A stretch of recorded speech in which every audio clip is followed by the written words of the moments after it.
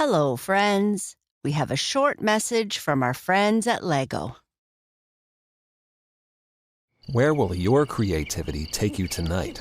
Explore the wonders of nature with Lego Friends Botanical Garden. Your imagination can build and play as you create blossoming flowers and exotic plants. Let your curiosity unwind as you build and watch butterflies fly around with this immersive set. With 3 Lego characters included, you and your friends will explore and learn about all the joys of the garden and the beauty of its plant and flower species. As you build, unbuild, and rebuild, you'll find new ways to engage and play with this interactive scene featuring garden accessories for a fully displayable scene. Find joy and happiness in the fun of play with Lego Friends Botanical Garden. Visit lego.com for more details.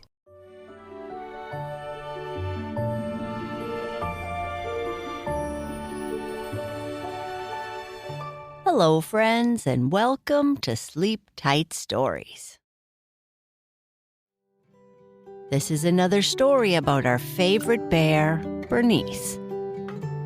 Bernice is walking home from school when she smells a delicious smell, and it is coming from her house. When she gets inside, she asks Papa Bear what smells so good. Bernice tells Papa Bear about her day, and soon it is time to eat that delicious smelling food. Bernice is thankful. Bernice was walking down the street towards her house after she got off the school bus when she started to smell something delicious in the air. I wonder what that is, she thought to herself. As she went down the walkway to their little house, the smell was even stronger. So strong that her belly started to make gurgly noises. Papa must be making something super delicious today, she said out loud. Hi, Papa, I'm home, yelled Bernice as she opened the door to their little house, and as quickly as she possibly could, took off her sneakers and hung up her jacket. Taking a great big sniff, she said, I smell something super, super yummy. Is it a new cookie recipe, Papa?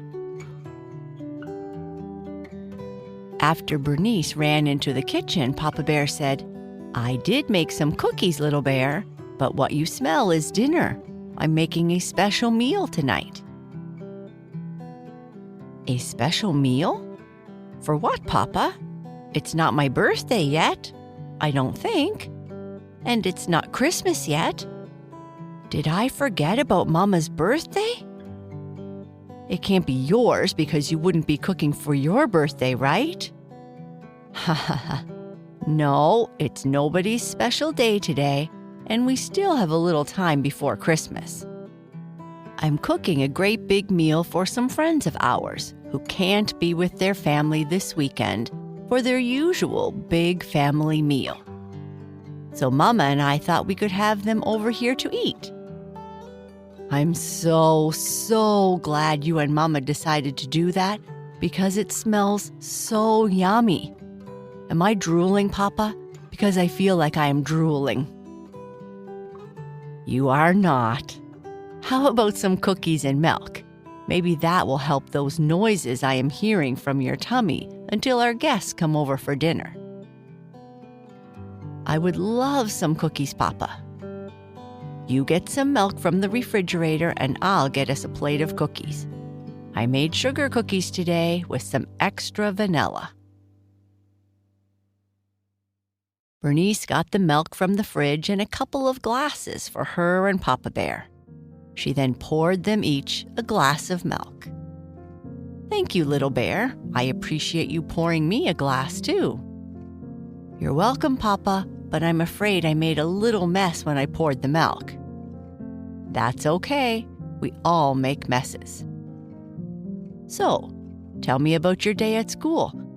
Well, and then, but it was okay, Bernice tried to say with a mouth full of cookies. Ha ha ha ha. Why don't you finish your cookie, take a drink of milk, and try again? It's easier to understand what you are saying when you don't have a mouthful of cookies, Papa Bear said, laughing. These are very delicious, Papa, she said out of breath. Well, Papa, it was a good day at school. Bobby and I went to the library during one period and read a little bit about dinosaurs, which wasn't my first choice, but Bobby loves dinosaurs. Next time, he said we could study what I want, but I like dinosaurs too, so it's okay. Dinosaurs are fun to learn about. Make sure that you get a chance to study what you want next. You have your passions too, and being a good friend means Bobby needs to follow you sometimes. I know, Papa. It's not a big deal, except he knows so much about dinosaurs, Papa. Can we have a class sometime about dinosaurs? I would like to share with Bobby some facts about dinosaurs. We sure can. What else happened today? You seem pretty hungry. Did you eat all your lunch? No, Papa, I didn't eat all my lunch. Oh? Why not? I thought you liked the lunch I made for you today. Oh, I do, Papa, and I always eat it up unless I trade with Bobby. But today, you see, I have a new friend, and he didn't have a snack or lunch with him. He's kind of quiet, but when I asked him why he didn't bring lunch, he didn't really say. So I gave him mine because I didn't want him to be hungry. That was nice of you, little bear, Papa Bear said. Then Bobby gave me part of his sandwich, and the teacher gave Donnie an apple and milk. It's nice to see that your class came together to help Donnie, little bear. Yes, Papa. The teacher said we are all in this together, and we need to help each other out when we can. And I always have food and cookies, so I think it's important to share. How did you feel after sharing your food with Donnie? Papa Bear asked.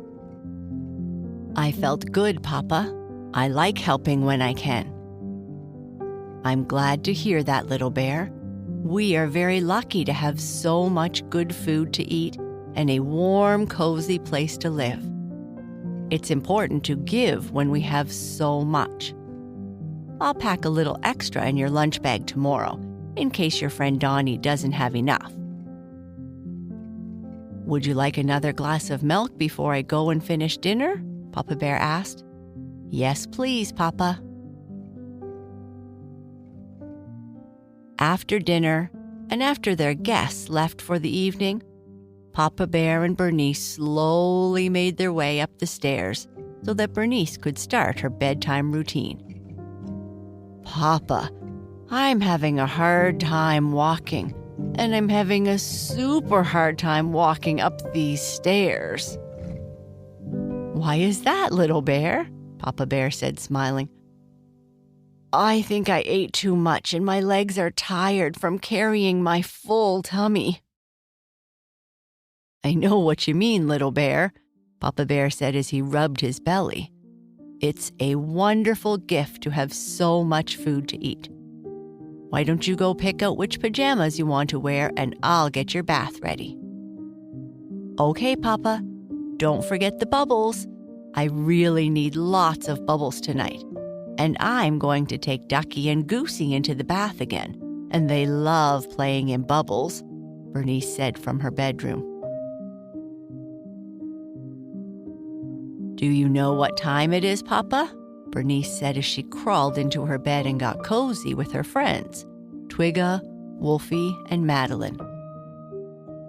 Is it time for me to go to bed, little bear? After all that food? I'm super sleepy, Papa Bear said as he covered his mouth while he yawned. I brushed my teeth, put on my favorite pajamas, did some stretches and took some deep breaths. I'm growing up, Papa. Do you think you could tell me a short story, Papa? Well, I am very tired, little bear. I'm not sure I have the energy, Papa Bear said, teasing Bernice. What if I told you a secret?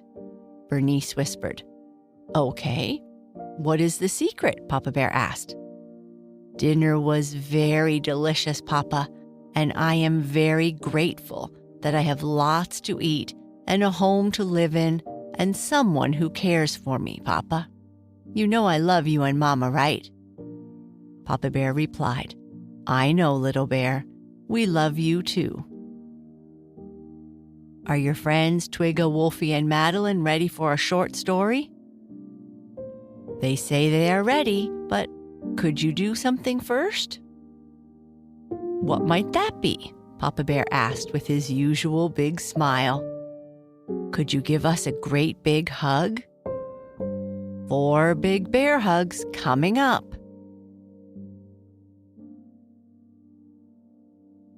Once upon a time, in a world full of magic and fun, there lived a brave little bear named Boo Boo.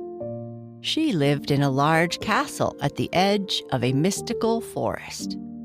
And in this forest, there were unicorns, fairies, gnomes, and all manner of insects, birds, and animals.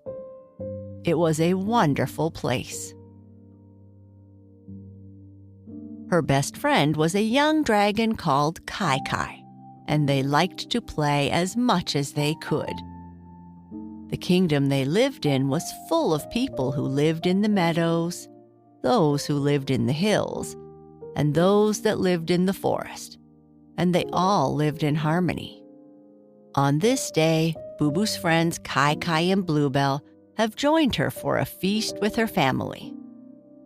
Boo Boo's father even had a special table made for her large friends so they could eat in comfort. That sounds like our table tonight, Papa, Bernice whispered. It does. Now close your eyes and try to imagine a great big table in a great hall in a great castle. Thank you for inviting us, Boo Boo. I don't think I have been to a feast like this before, Kai Kai said, as he surveyed all the food, trying to decide what to eat first. Yes, thank you, Boo Boo. I see you even have some foods that I like to eat, Bluebell said. Yes, my father likes to include dishes that everyone likes to eat.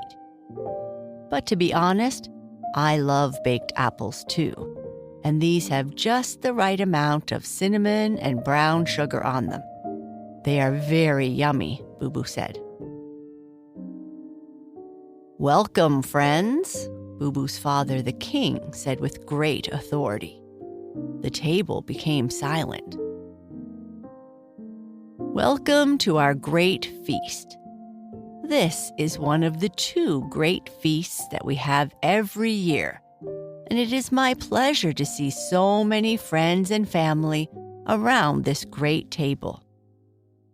And I see from all the food around this table that we have had a bountiful harvest, and we are blessed with the best kitchen in the kingdom. As is tradition, we will forget our usual shyness and take this opportunity to share with everyone what we are most grateful for. You go first, Papa, Boo Boo said with a laugh. My pleasure, for I am the most grateful of all. I am grateful for my health, though I must admit that I am no longer as fast as my daughter and son. That's quite an admission, Boo Boo's older brother interrupted with a laugh. Yes, I guess it is. I'm also grateful for my family and all of you, and for all this wonderful food. Kai Kai then quickly stood up, towering over all the others at the table with his head just missing the hanging lights above him. I would like to say that I am thankful to have such good friends as Boo Boo and Bluebell, and for the opportunity to attend such a great feast. Then, after Kai sat down without knocking anything over or stepping on anyone's toes, all eyes turned to Bluebell, who instantly turned many colors of the rainbow. Don't be shy, Bluebell. We are all friends here. I could tell you stories of how nervous Boo Boo gets whenever a toast or a speech must be made, Boo Boo's father, the king, said. Papa, Boo Boo warned with a smile. Don't worry. To be nervous is a wonderful thing, so speak up if you like. Quietly, Bluebell said, I am grateful for my family and to be among such great friends. And I know I will be very grateful for those wonderful baked apples on the table. Perfect, Boo Boo's father said. Who's next? Please, start eating while we listen. And please, someone lighten the mood with a few funnies, said Boo Boo's mother, the queen. Hearing Bernice's gentle snorts, Papa Bear left the story there and gave Bernice a kiss on the forehead, adjusted her blanket, making sure that her friends were comfy too, turned off her lamp, and quietly whispered, I love you, little bear.